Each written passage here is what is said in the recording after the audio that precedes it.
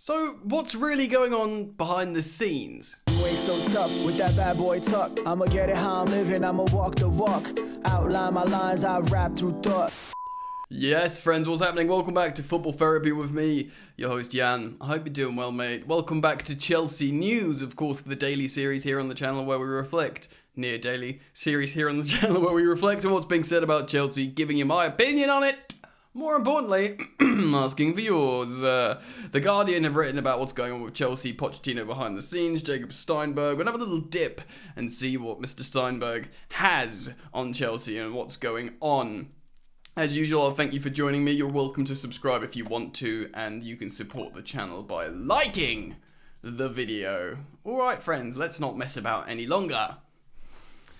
Chelsea's faith in Mauricio Pochettino unwavering as slump grinds on, writes Steinberg for The Guardian. The mood inside Chelsea is calmer than you might imagine. Well, that is interesting because many of the Chelsea fans, of course, we had a wonderful result midweek against Brighton, but leading up to this point have been one of panic. I know Pochettino's generally looks pretty calm as the gaffer, despite Chelsea's poor results. I think we're currently before the Fulham derby, 15th in the Premier League. So outside of Chelsea, you can understand why people are freaking out a little bit, and this is kind of like a conditioned response as Chelsea fans, and indeed the media, from watching Chelsea in not just Pochettino's tenure, but prior to that as well.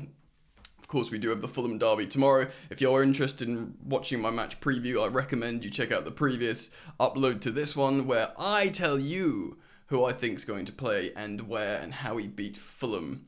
So I thank you for checking that out. Let's read on. Instead of panicking after another summer of heavy spending with an underwhelming start to the season, you can say that again, they have looked beyond results, studied the data, and concluded that the situation will improve if they hold their nerve. Now, they kind of said the same thing about Graham Potter, but I think perhaps the Graham Potter Chelsea didn't have the data to back it up. Let's read on. There is comfort to be found in the numbers indicating that Pochettino is pushing this young, expensively assembled squad in the right direction, while Chelsea is stuck in the bottom half of the Premier League table before they meet Fulham on Monday after picking up 5 points from their first 6 games. Pause. That is relegato form. 5 points out of 6, less than a point a game, is relegation form.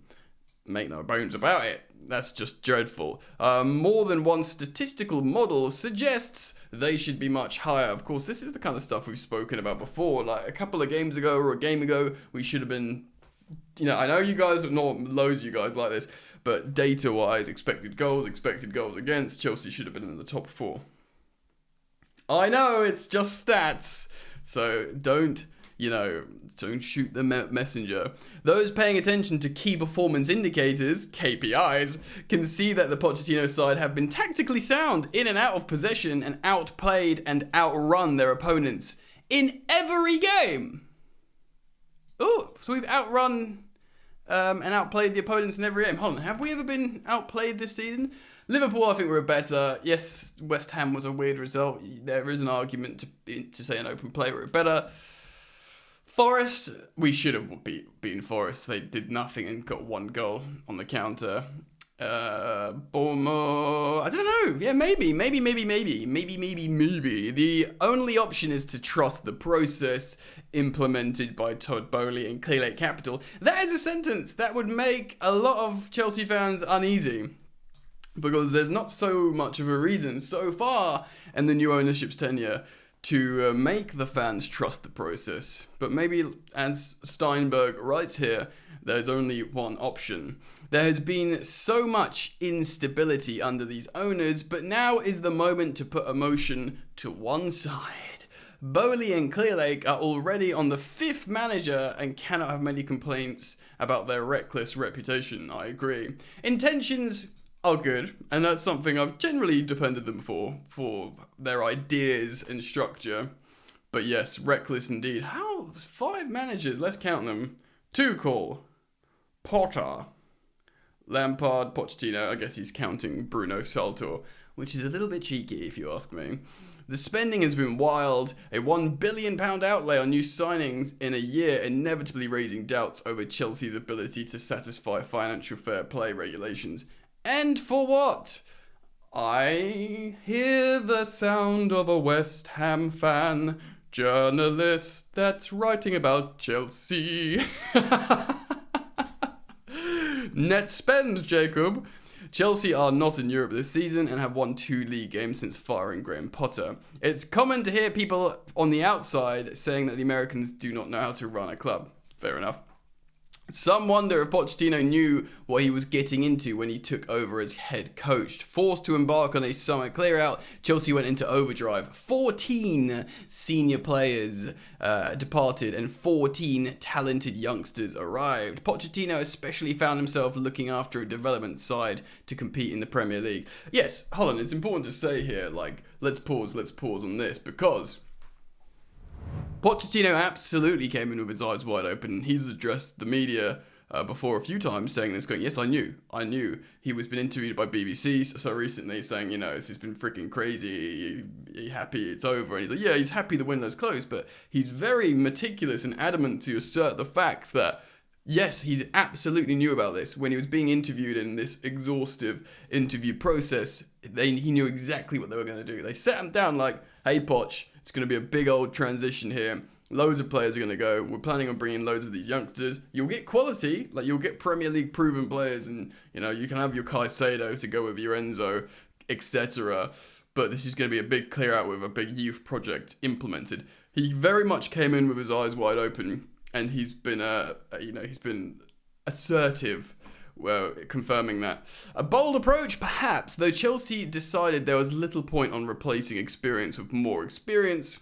Financially, I guess so. There was also a willingness to absorb some short-term pain in the decision to sign only players under 25 years old. It was not so much an official policy to not buy older players, more of a determination to put the foundations in place for the future.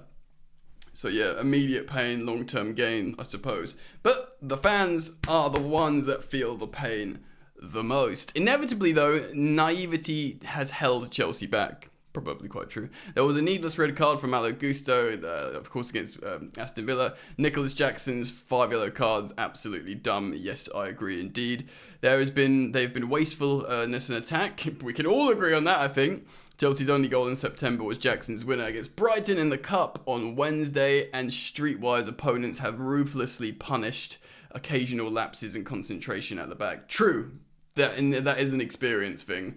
I totally agree. By the way, Brighton getting touched up by Aston Villa and eating 6 goals makes our 1-0 win at home not look as good, does it? Still, a win is a win is a win. Why look back and make yourself feel bad? Let's just look forwards. The pressure was mounted and the fans have booed at the end of the past 3 league games, true. Some see a lack of identity, and while the promising young centre-back Levi Colwill signed a new contract during the summer, eyebrows have been raised over the willingness to sell academy players Mason Mount, Lewis Hall, Callum Hudson-Odoi. Well, first of all, Callum Hudson-Odoi, I think everyone understood it wasn't going to happen. I've spoken about how amazing he is and how I saw his first goal and assist to the bridge, and he could have been great, but I think there's a common understanding that that relationship was done. Lewis Hall is a Newcastle United fan, pushed for the move when the interest was there, and it was a lot of money for an 18-year-old. Mason Mount is true. I'm not sure. He did seem like a Pochettino player. I'm not sure, where he would have fit. I guess he'd be playing in the number 10 at Chelsea, but, United are playing a 4-2-3-1. They're not playing him in the number 10. I guess when everyone's fit and Kunku plays, he just hasn't got a starting place at Chelsea, Mason Mount. And I think he knew that. I think he knew that the long-term plan is, look, we're going to have a double pivot of, well, we all hoped Caicedo and Enzo, but, we're seeing a lot of Gallagher and a lot of Enzo in the 10, which I go into detail about in my previous upload. So do go check that out. But I guess in theory, Mount heard that, look, there's going to be a double pivot of these profile of players. You might get a chance to play in the number 10, but you'll be playing behind Christopher and Kunku because he's going to score a lot of goals there. make your own decisions about how that. So it's been frustrating. Of course, Ian Mutson, Trevor Chalobah, and Conor Gallagher were available as well. But the young players who have joined have much to prove. It means the spotlight is turned on the club's co-sporting directors, Paul Winstanley, of course, from Brighton, and Lawrence Stewart. They will hope the bets pay off. Chelsea have twice broken the British transfer record this year. Of course, Enzo Fernandez and then Moises Caicedo. But both are yet to produce their best form in midfield. Sure, but I think Enzo Fernandez has been consistently very, very good. It's like Simon Johnson of The Athletic says, that he looks just worth the money that Chelsea paid for him. And that's probably largely because his consistent good performances in what is a very dysfunctional and unsettled Chelsea side across Potter, Lampard, and now indeed Pochettino. Granted, he had a couple of poor performances after the international break, where he had loads of travelling and played at altitude in Bolivia, scored a great goal, playing really well. I think it's unfair to say Enzo Fernandez is, you could say he's yet to find his best form, but I wouldn't lump him in with sort of Caicedo. Like, Caicedo really does need to settle. The wide players, Raheem Sterling, Cole Palmer, Noni Madueke, and Mykhailo Mudryk have yet to offer more incision. I was going to talk about Noni Madueke and his disciplinary thing. I was thinking of doing a video on it, but I think I'll just let it breeze past. Pochettino left him out of the squad because he was partying when he was injured or something, and it does seem to be like water under the bridge, the fact how he's sitting there watching the game with the other non-people in the squad. Pochettino has mentioned it. I think it's just a little demonstration to the other young players, of which there's a lot of young players. Look, children, no mucking about. Behave yourselves. I'm Mr. Nice Guy, but I will, That's how it should be done. I don't agree personally and align with how Ten Hag has, even the non-Sancho stuff, but I don't really like what he's done with Sancho personally. This is not a Man United channel, but I'm okay with, for example, Pochettino navigating like this, essentially. Chelsea are understandably impatient and will look for a proven striker in January. Of course, Brentford's Ivan Toney and Napoli's Victor Osimhen are targets. There is links with both. Paul Winstanley, this is not The Guardian, this is me, Paul Winstanley's done a lot of work on Ivan Toney. Victor Osimhen is just a general target for Chelsea, as he's been with a lot of people, and Chelsea will look at the situation over in Naples regarding his relationship with the club after the whole TikTok drama controversy.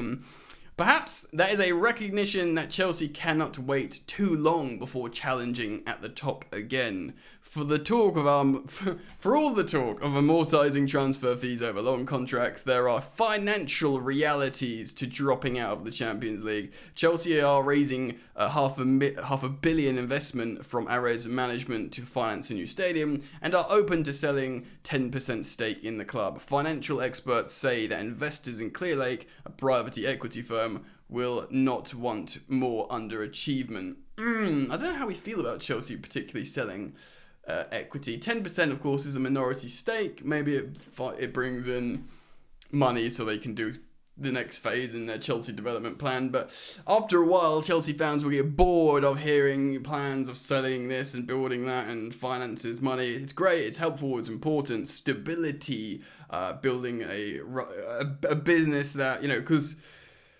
the Roman Abramovich Chelsea was widely recognised as just a completely mess of a business that just constantly lost money. And while the Chelsea fans didn't care so much because they were winning and money was being pumped in, there was a systemic instability that I guess represented a general toxic influence as an institution that was coming to the fore more and more over the years. So the fact how it becomes a more functioning club is an important thing, like your Man Cities, like your Liverpools, etc. Let's read on. It is often said that Badal Iqbali, Clearlake Capital's co-founder, is the real power at Chelsea. Well, he's the guy who represents Clearlake. Clearlake own over 60% of Chelsea. Todd Boehly is just the face, really. The real power at Chelsea. Boehly has become less prominent through sources. Those sources roll their eyes at the fuss over Iqbali visiting the Chelsea dressing room after games. Pochettino's brushed it aside, merely saying he does not want Boehly and Igbali doing speeches for him. The impression of a unified... So there is an impression of a unified camp. Stewart and Winstanley hold daily meetings with Pochettino, who is aligned with the club's vision. This is like I said, when there was this exhaustive interview process, Pochettino knew what he was signing up for. He's not going to just be a training ground coach. He's going to oversee this whole structure and cultural evolution of Chelsea, which is important, man. He's aligned with the club's vision, writes Steinberg. Insiders rave about him. Training is intense under the Argentinian, so everyone loves Poch, apparently. He commands respect of the players and has impressed with his attention to detail. Sounds very old Mourinho. The interest Pochettino has taken in Mudryk, the £88.5 million winger, has also gone down well. Probably good, because the owners have probably said to him, right, doing a good job, Pochettino, in terms of pre-season training. Now, see that guy over there? He cost us nearly rising up to 90 million quid. And, can you... it's not like... It's probably like, look, he's clearly unsettled. Enzo just slam dunks into the team. He was like, yeah, I'll do my thing. Mudryk's clearly not done that. So they've gone to, like, Pochettino, can you get an arm around him, which he's seemingly done. So the next step is obvious. Chelsea need to back up the players with goals and wins. Equally, allowances have to be made for an extensive injury list. Yeah, like, it's biblical. Of course, Reece James, Ben Chilwell, whatever, Chukwuemeka and Kunku, just it goes on and on and on and on. And Bria and stuff. It is important to maintain this sense of perspective, which I always say personally. While some fans have grumbled about Colwill playing left back and Fernandes being used at a 10, that's me! Pochettino is having to improvise. The sense that Colwill is being used to protect Thiago Silva, whose lack of pace is a problem in central defence, while injuries are hard-hitting and attacking midfield. Yeah, still, but we've all sort of made a case for alternatives. I know everyone's a football manager, aren't they, to their team, but... Still, Palmer was in for the Villa game. Chukwuemeka went down minutes after scoring. Of course, yeah, and the West Ham, and of course in Kunku as well. Yes, there's a lot of injuries, of course. Sometimes it's about luck. Chelsea have reconstructed their medical department, making further appointments since hiring Bryce Kavanagh as head of performance, but they have not yet been. They have not been toppled by the blows. They believe adversity will make the youngsters stronger. What doesn't kill me makes me stronger, ladies and gentlemen. The fixture list is daunting after the international break. Chelsea remain confident that better times are on the way under Pochettino. Yeah, look, man, it has been unlucky at times, with the injuries, whether the moments of underperforming youngsters in front of goal, where the team's performed well, the tactical plan is going well right up to the final third. The players are applying themselves and, outrunning apparently, like it said in this article, we've outrun every single opponent we've played, which sounds bare minimum, but it's important. You need to run. You need to show application and dedication is underwrites all across the nation. Do you know what I mean? So I'm just pleased that that's happening, and the feeling is good. What do you think? I put it out to you, my friends. Please do let me know your thoughts in the comment section below about the feelings and behind the scenes of Chelsea. You're of course welcome to subscribe, and I thank you for liking the video. And if we play Fulham tomorrow night, I'll do a complete breakdown afterwards. Please do go watch my preview, my previous upload to this one, and I'll see you hopefully back here very soon. Peace.